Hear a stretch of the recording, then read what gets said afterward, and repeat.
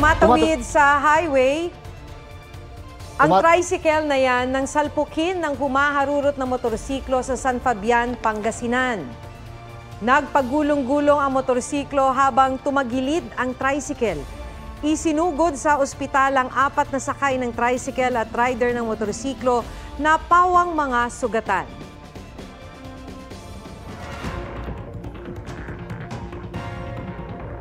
Nasa 2,000 ang nalibing ng buhay sa landslide sa Papua New Guinea.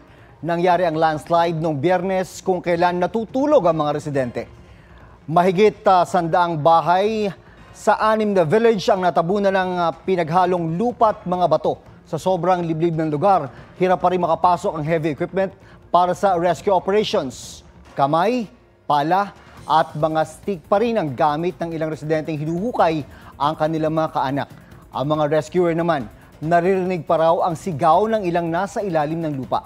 Ayon sa United Nations, pinangangambahang mahigit 600 ang nasawi. 5 bangkay pa lang ang nare-recover. Inaalam pa ang sanhi ng landslide.